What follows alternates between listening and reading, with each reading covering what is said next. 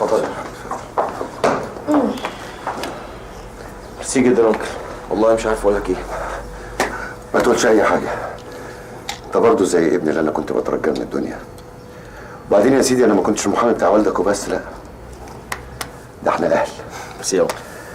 اسيبكم بقى توضبوا حاجتكم وان شاء الله اجيلكم بكره الصبح عشان اطمن عليكم. ميرسي قوي يا فؤاد، ميرسي. على ايه؟ انا ما عملتش غير الواجب. شكرا. بعد اذنكم. مع السلامه.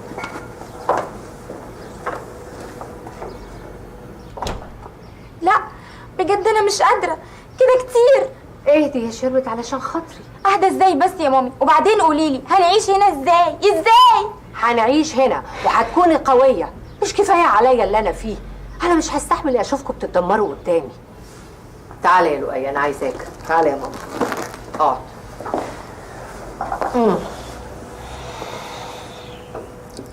بص يا لؤي، انت دلوقتي يا ابني راجل البيت. عارف ايه يعني راجل البيت؟ يعني لازم تشيل المسؤوليه معايا. تاكل يا ماما. اوكي يا ماما. الو. ايوه معاك. ايوه يا شعلان. ايوه يا حبيبي. لا عدى عليا بقى النهارده، ما انت فاهم. طيب ماشي، النهارده بالليل.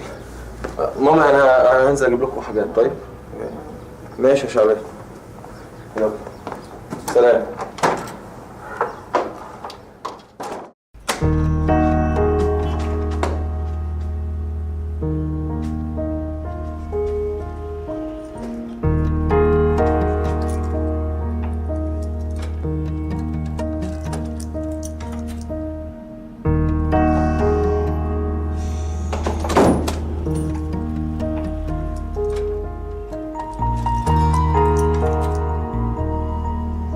ما بدري يا أستاذ.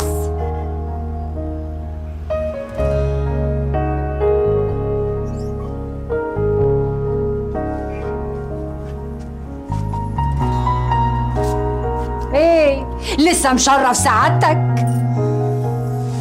شو يا ماما؟ تعال هنا، تعال افتح بقك، افتح بقك، افتح بقك. ايه الريحة دي؟ انت شارب حاجة؟ انا شارب دوب. تعالى هنا يا عديم الإحساس، يا قليل الرباية. مش كفاية اللي احنا فيه، كمان جاي سكران وبتتطوح.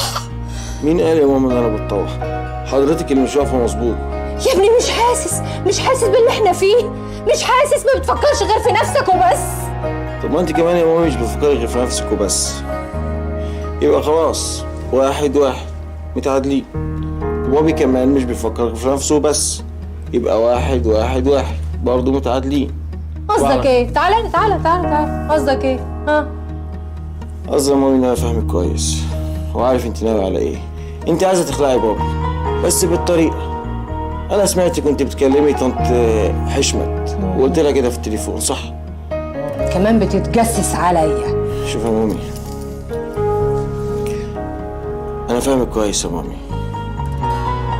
بابي خلاص ما بقاش معاه فلوس، واللي معهوش فلوس ما يلزموش. اخرس يا قليل الادب، غور من وشي السعادي، غور.